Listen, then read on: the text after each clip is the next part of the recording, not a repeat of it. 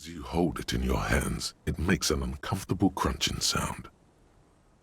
It's a sordid, filthy tale, not for the weak. Are you sure you can stomach it? Some secrets are better left uncovered.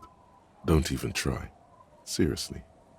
It occurs to you that you're not even holding the jacket itself, but rather the thick crust of jetsam and seagull shit that ensconces it. It smells like a dead sea creature, tangled in grey strands of seaweed. It must have spent quite some time in the water before the tide deposited it ashore. Why? Why did you think about it? Look at your hands. They're covered in muck. Now you're just flicking that shit everywhere. This is a disaster. You'll never get the smell out. The porter reel is just what you needed. The reel's attached to the apparatus with a satisfying click. The tape is routed behind the magnetic reader. You press the large button marked Commencer, and the tape starts spinning. There's a small delay before the song starts playing. It sounds like someone's moving in the room, getting comfortable. Then the organ starts playing a simple, melancholic tune echoing in the hallway. A lone singing voice joins in, telling you about the tiniest church in Cessons, surrounded by even tinier yard. You almost feel the seaside mist on your skin. It's mega sad. Within seconds you know this is the one, the real shit you've been looking for. The one you trust your room to. This one tells it like it is. This is your tune. A click, then silence for a bit. Then the tape stops spinning. Of course you could sing this. You could take sad to a whole new level with this. And you already know the lyrics since you've listened to it like 1,000,000 times. Yup, they're all here. All 3 verses. And the B-side of the tape contains the instrumental version. It's like the world itself is telling you to do it. Only one obstacle stands on your way. Gart. You have to convince Gart to let you sing karaoke in the whirling. After you've won him over, you can express yourself. Let the pain out. Make everyone understand. The lieutenant looks at you as you remove the tape from the boombox. He doesn't say anything. Tequila sunset.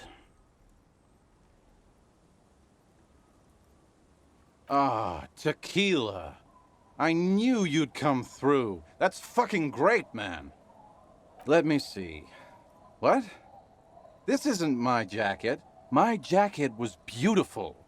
This is fucking filthy. What am I supposed to do with this? I'm not taking a disgusting pile of hobo rags.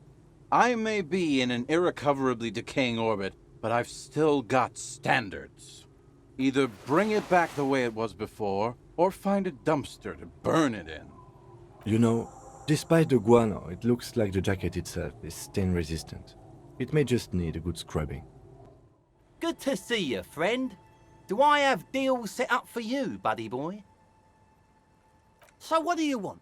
I got smokes. They're cheap. Very cheap.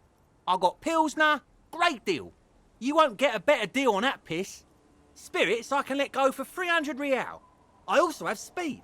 And by speed, I mean amphetamine. See? There it is, Bratushka! The spirit! Let's buy the spirit! 300 real is a lot, but this has to be done! It's our end game!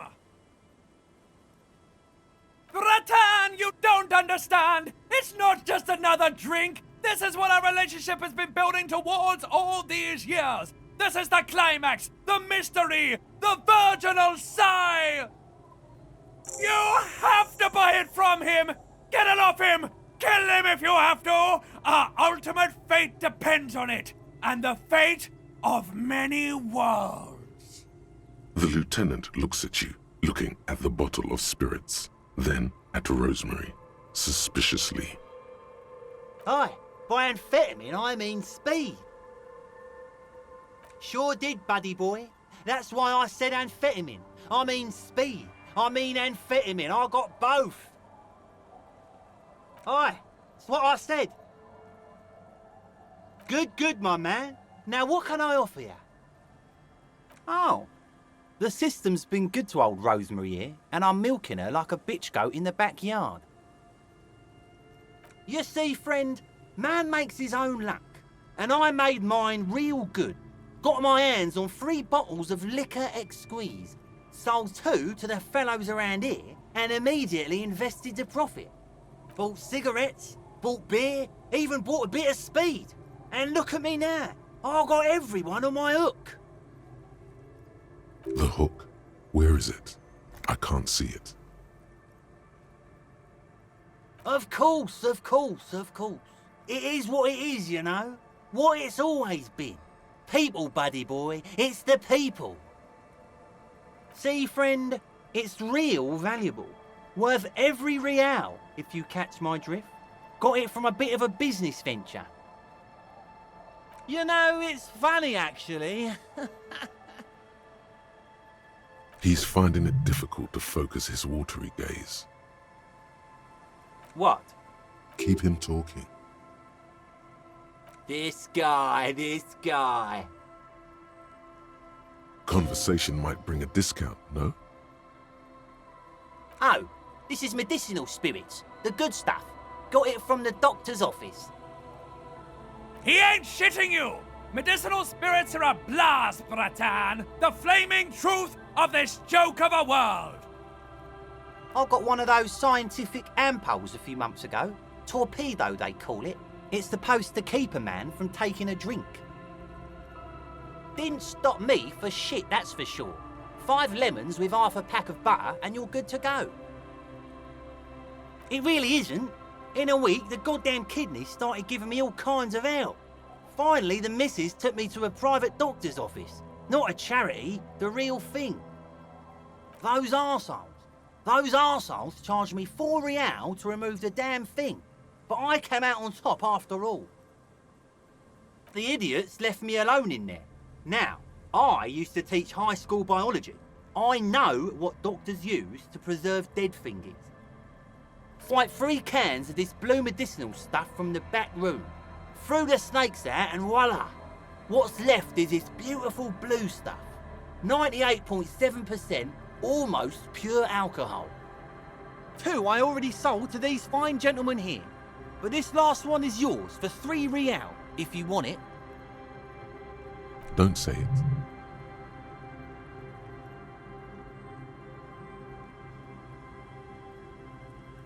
3 real and it's yours, friend. The deal of a lifetime. Well done. You got it. That's a much more reasonable price right there. Makes sense now. In the civilized world, it's a custom to tip the shopkeep, friend. But come back anyway. Our tenant, the policeman. I hope the waves don't keep you up at night. What can I help you with? I can wash it for you, but it's going to take about a half an hour. Think you can stay put for that long? No, we must run around ceaselessly. It would be torture to stay put. I could use a breather. It's been another track and field day. Well, hand it over then, and I'll see what I can do. Must say, I'm proud of this one. It's pretty nice underneath all that filth. I hope you take better care of it than its last owner. Eh? What's this about? Come now, I can't read all this scribble. Tell me what it says. Huh, I might be half blind, but it looks like part of the village is gonna be a street. The best part. The part we need to get out of our houses. Have you asked Lillian about this? I won't even consider signing till I know she's on board. Tequila sunset. My jacket? A look of consternation crosses the man's face. He looks at you, then at his bottle, then back at you. What the fuck are you talking about, Tequila? Rosemary, what the fuck is Tequila talking about? Aye, that's the jacket you stole 2 weeks ago. From the kid who's making it with his gal on the beach. That's disgusting. I've never done anything like that in my life. You're both delusional. Found. That's medium concept stuff. It becomes abundantly clear to you how this man managed to lose his keys, business, friends, and girlfriend. I'm calling it. It's neurological. That shit is so medium concept, I wouldn't touch it with a stick. But yeah, okay. I'm sure it looks great on you. It's an okay jacket, if you are into that look. What's it about? I'll let my hand address the situation. Maybe you've heard. I used to be a very successful businessman. I've signed more than a few lease forms or whatever the fuck they were. Anyone's got a pen? The pro's gonna do it. All right. Hey, Abs. Hey, Abs. Don't you? You call Abigail? I need you to sign this document right here. It's important. Don't call her. Don't call Abigail. Great job, Abs. Nailed it. Don't know if I've mentioned it, but I used to be a businessman. And as a businessman, I am going to keep the pen. For my trouble. No, that was my favorite thing of all the things you have. Hey, guys. We're heroes. About fucking time, man. I've done my duty. Don't call Abigail. Thank you for your services, gentlemen. Should we go and mail this? I think I saw a mailbox on the plaza. Oh, hello, dear. There you are again. Oh, you don't want to hear about some old woman's ramblings. Reflexively, the lieutenant read his familiar notebook. Well, it was summer. I was building a racing track out of sand on the beach near a tall stand of reeds. Quite a tall one. Many times my height, I remember. When, all of a sudden... I'm getting ahead of myself. I was 5.5 in Betancourt in the suburbs. My grandmother had a summer home there. She'd just started forming memories. Real memories. Not the billowy haze of infanthood. Betancourt got bombed in the war. It used to be quite near, circa 20 kilometers from here. The strangest moment of my life. I looked up and one of the reeds moved. Not like a plant, but like a living thing. It stood up and looked at me. Its body unfolded like some antique toy. I've never seen anything like it. I didn't know this can happen, so I reached my arm and touched the thing. It felt just like a stalk of reed, but it moved, swaying, towering above me. After a while, 20 seconds, a minute maybe, it left, went into the reeds. I tried, but I was only a child. There was mud and high water. I couldn't see it anymore. I was just standing there knee-deep in mud, looking around me. Where did you go? Don't go. I ran back home to my grandmother and asked her if reeds could walk, and told her they were looking at me. Of course, she just laughed at me, but I knew what I'd seen. For years, it was a story I told at parties when I wanted to impress boys, that sort of thing. Of course, most people just took it as a strange, amusing anecdote. So did I, honestly. But then I met Morel. We were on our first date when I told him my story. You should have seen his face. He said my descriptions matched the phasmid down to a T. Its white marble limbs, the way it moved. So that's how they met. This is beyond significant for them. Our first, yes. The sigh is tender. The sigh is tender, yes, but tempered by something else. A thought she can't express. Interesting. Not all of them, as far as I remember. Some of them, on the inside, like stalks of marble, if that makes sense. It's hard to say how big things are when you're quite small yourself. To me, it seemed to be taller than I was then, but that's probably not the case. What if it is the case? Of course. I've thought about it. But Morel says my report matches with the others. And I'm sure I hadn't heard of the Phasmid as a child. Nor had my mother or my grandmother. So how did I know what to imagine? It was only when I started telling my story as a teenager the boys would tell me, "Lena, you trying to tell us you saw the Insulindian Phasmid out there in those reeds? Get out of here." They just give me a cider and ruffle my hair and tell me to stop dreaming. But I saw it. I thought it was a wonderful story, man. But I don't believe it. A child left unattended on a warm day. Children make up stories and then end up believing them.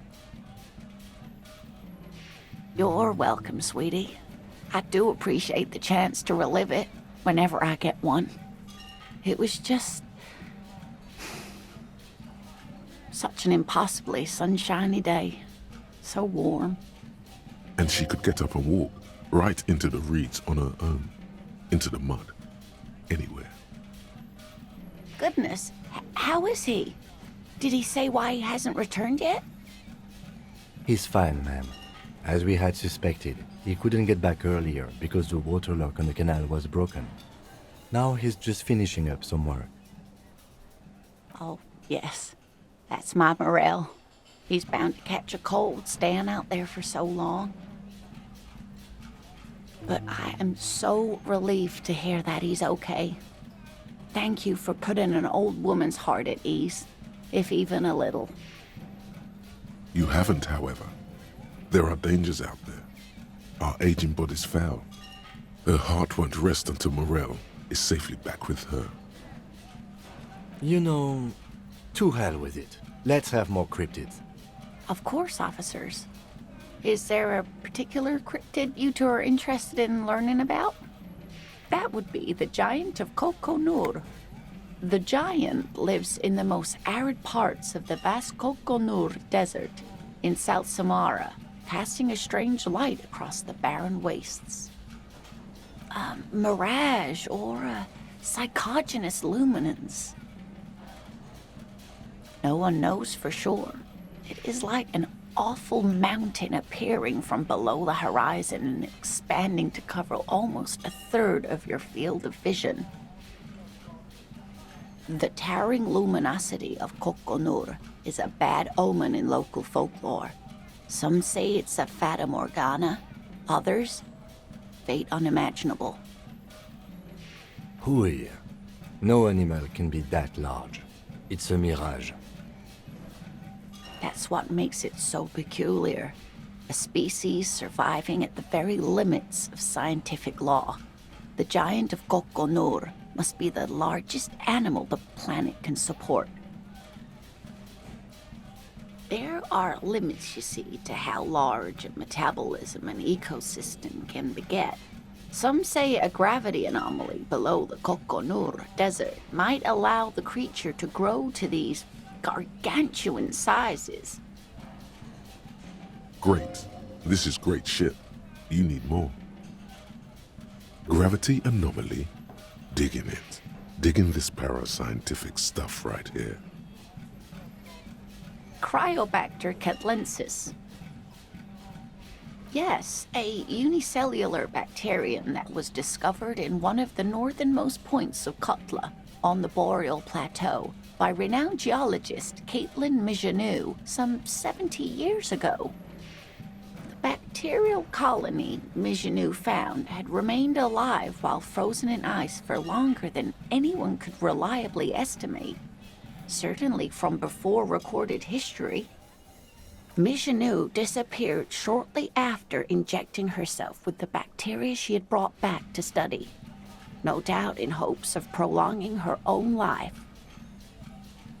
Yes, the bacteria had survived in the ice since times immemorial.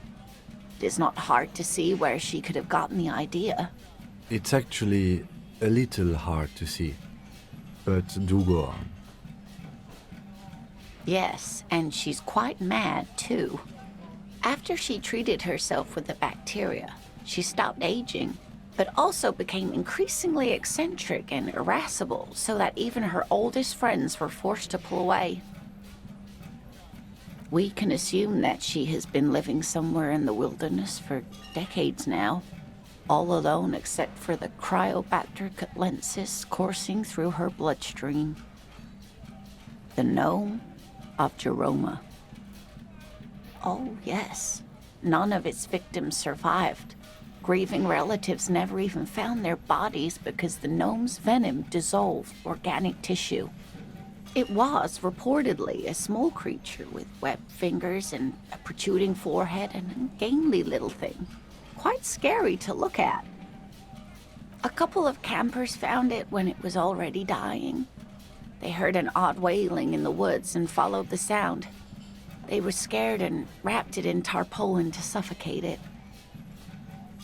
It still took the gnome of Jeroma an entire day to die.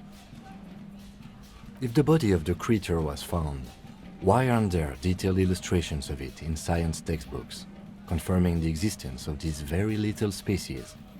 Alas, the first scientist who got his hands on the creature's corpse put it in a jar of formaldehyde, thinking that would detoxify the gnome's venom.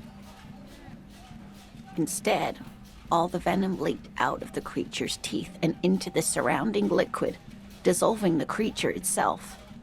A poetic end, perhaps, but a real loss for science. Alas, always alas, and then it was gone. Isn't that overly convenient? I understand your skepticism, but that's what happens with things that are rare and stand out. Their disappearance is most memorable, and they are least likely to be found again. What an interesting question. And the answer is yes, there are. Of course. All fairy tales have someone or something invisible in them. Okay, I won't spoil your fun. What is the invisible cryptid? It's the Col de Mama d'Aqua. Its name means thin whisper of sound, and that's precisely what it is. Self-replicating sound waves, invisible and intangible. The Col de Mama is very afraid of us, which makes it incredibly difficult to track. Col de Mama d'Aqua can also be translated as a whisper light and low. Yes, that's another translation. They're both quite lovely, aren't they? Although the low part is a little ironic. The Col de Mama d'Aqua makes, or rather is, such a high-pitched sound that other animals, including humans, can't hear it. It could be everywhere all of the time, and we wouldn't know. Fine, I'll bite. How can an animal be a sound? Many scientists have asked the same question. Some have claimed that it isn't itself a sound, but a tiny corpuscle that emits sound waves. But there's no evidence to support this theory. It could be. As I said, it could be everywhere. And we wouldn't know any better. It could be ringing all the days of our lives and nights. Plenty. It's the evidence that led to its discovery. In the 20s, a group of areopagite ornithologists, that is, scientists who study birds, were trying out a new recording technology for capturing sounds outside the range of human hearing. When playing back recordings they had made in the foothills of the Ea mountain range, they noticed certain anomalies, patterns that seemed random at first, but on closer examination were consistent with the waveforms of songbirds. The scientists soon discovered they could track and even predict what appeared to be feeding, mating, and migration patterns based on sound waves in a strictly delimited range of ultrasonic frequencies, even higher than those of the highest-pitched bat calls. She transforms, when speaking about these strange animals, into a confident woman. They realized that they had discovered a new species and called it the Koldumamadakwa, after the Paracanassian name for the voice of God, which is said to be very silent. They grew quite obsessed with these little birds. Even though they couldn't see them, they could distinguish among individual birds and even began to name some of them. Sequester, Time, Joscan, those are but some of the Mamadakwa they followed individually. That is a sad story. A group of university students assisting with the fieldwork in their enthusiasm for the project, and no doubt because they were preoccupied with impressing their professors, nearly drove it to extinction. They tried to communicate with it and had no other means but sound.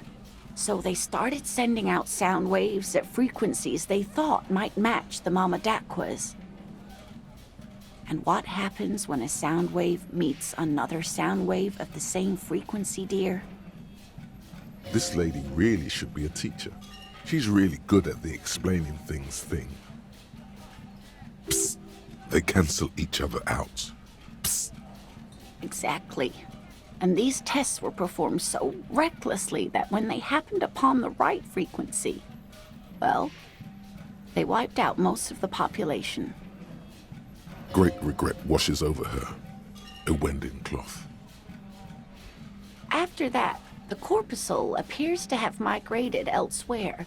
There have been recordings of anomalies similar to those spotted in Ea, but they've been few and far between. It's impossible to confirm the presence of any stable Koltumamadakwa population anywhere. Of course. A common thread in these. Disappearance and unfalsifiability. I like the story, though, ma'am. I'm glad you did, dear. What about what? I'm glad you like them, but I'm not really one to tell you about all of them. You should ask my husband if you get the chance. He's the real expert. Can I help you? No, you don't. It's not happening. He tries not to look at you. It's dangerous to acknowledge the karaoke man.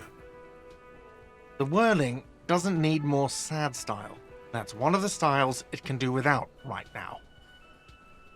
It's for no one. It's a prop. I'm not letting anyone use it after the great karaoke catastrophe of 44.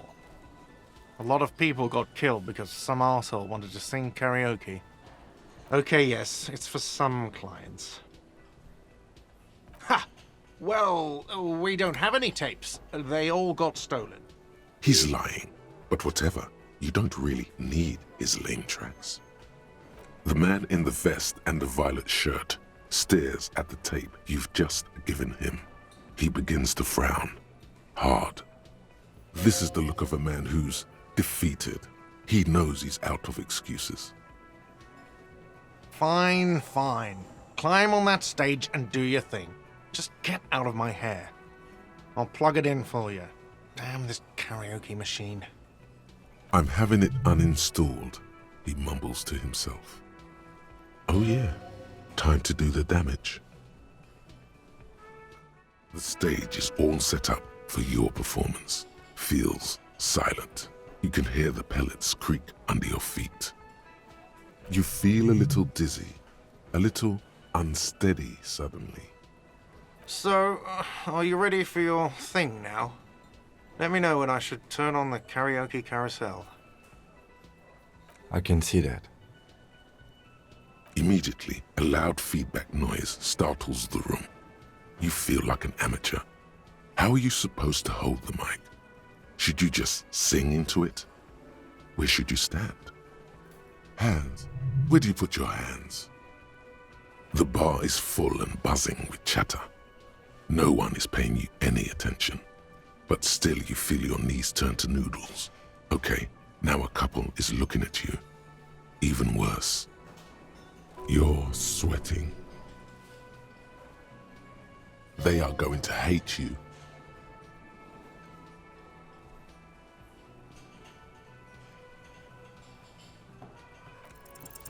The air is thick with anticipation.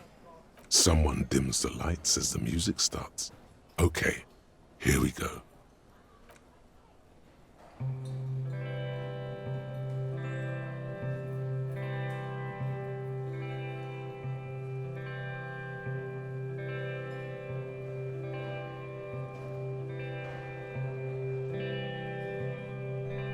I would often go there, to the tiny church there, the smallest church in Saint-San, though it once was larger. How the realm may rest there. Down through the mist there, toward the Seven Sisters,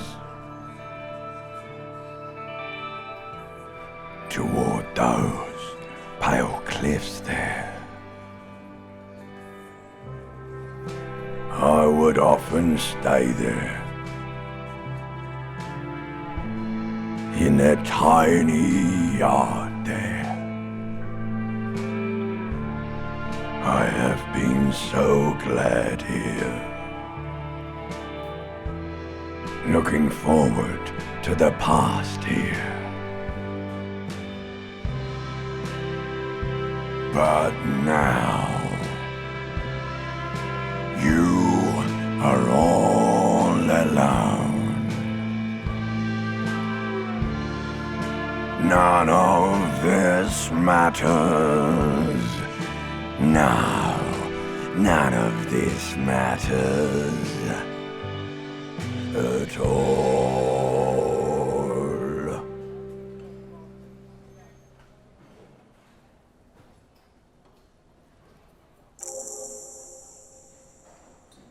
A lazy applause fills the room. You feel your hands shake as awareness of your body returns to you.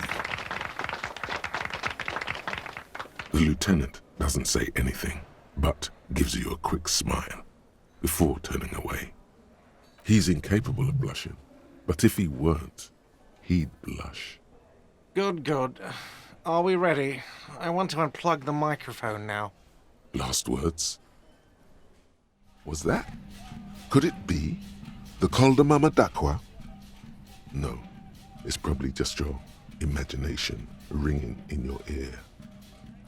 There seems to be an extremely high-pitched ring. Ultrasonic. Lena said it was very high-pitched, right? It's like something tickles your ear. Lena also said that it couldn't be heard by any other animal, including humans. What you're hearing must just be a regular bird.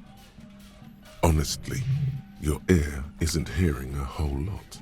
The distant hum of the industrial harbor, the traffic. But, admittedly, there is a high-pitched noise somewhere there too. But then, isn't there always? No, I don't hear the Col de Mama d'Aqua, and neither do you. Of course he doesn't. He's deaf.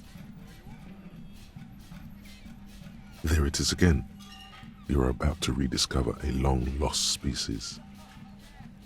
It must be very close. Maybe, just maybe, it will come toward you. Keep still. It might perch on your shoulder. What are you doing? You're a police officer, not a pansy ornithologist. The only birds you should be looking for are healthy women of childbearing age. Oh no. The sound. It's moving away. Somewhere over there. Go after it. No. Too late. It's gone. There is no ringing anymore. Just the sound of the streets. Keep your ears peeled, then. If the species really has migrated to Martinez, you're sure to hear it again. The dented yellow mailbox greets you with its graffito and bullet holes in the front. You drop the white envelope in the darkness. It lands with a soft thud on what sounds like a couple of letters. About a week's worth of mail as collected in there. They'll empty this very soon. Probably did the right thing.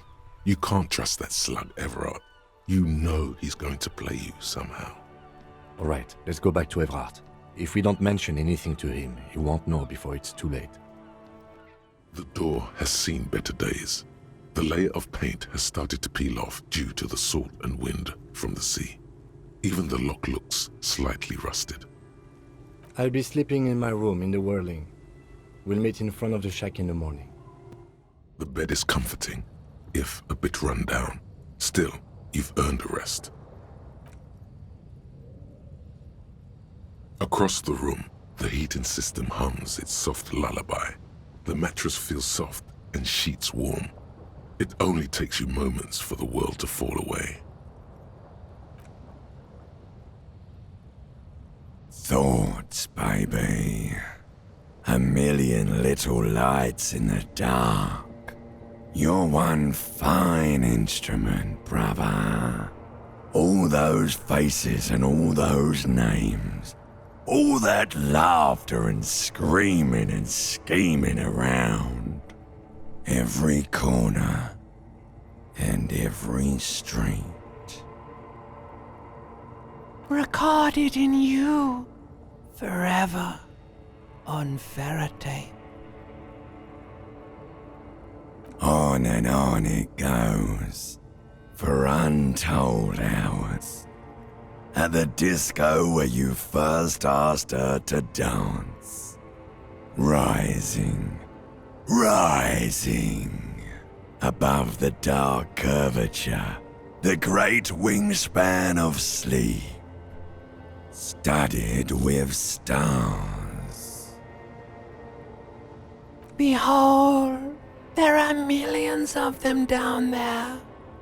The first time, the last time, the smoke in her mouth, the plotted flowers, the faces turning, changing. It's the world, Harry boy, and you're made of it. Every day you're out there, you make more of yourself from it. I'm afraid you can't be unmade now. You can never forget this shit. All stuck on loop, whirling, spitting out words and images. You're the son of the world again. Harrister, a ceaseless agent. Picking up litter and old newspapers, collecting your little bubblegum wrappers and idiotic picture postcards. Meaningless, meaningless keepsakes. Reading your awful letters and recalling things, aren't you? The endless names of the world. An address book you are. The map of a city. You'll go insane if you keep going like this. One more day, and you'll be in the loony bin. I just know you will. And for what, brother man? Solving your little crossword puzzles, doing your tasks, crossing names off lists, trying to become some sort of world detector. It won't make it okay. It won't put smoke back in her mouth. 'Cause only love can break your heart. Beep, beep, beep! The alarm is ringing, Harry! The disco circus goes on and on! You barely slept 3 hours last night! Do it for the picture puzzle. Put it all together. Solve the world. One conversation at a time. On the table, you see a bowl of water, a rough soap, and next to it, a small hand mirror. A straight razor soaks inside the wash basin. The water reflects back a vague image of your face. Nose bulbous and red, hair unkempt, wrinkles lining the eyes and forehead. The stash is gigantic. You'll be looking like a pansy without the chops. A fucking pansy. A fresh start looms ahead. Clean yourself up and be born anew. Like an artist with a brush or a master swordsman, you use the small mirror and the straight razor with some soap to remove all that unkempt hair from below the noseline. The sharp blade chafes against your skin, producing a scratching sound. The surface underneath the beard feels tender, the air brushing against it chilly. They feel so smooth, surprisingly so.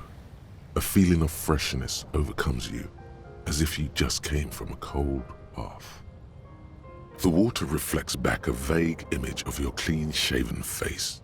Despite the bulbous nose, unkempt hair, and persistent swelling, you look a little younger, maybe. You almost look like a professional. The beardless nature of your cheeks makes the expression seem even more like a terrifying grimace.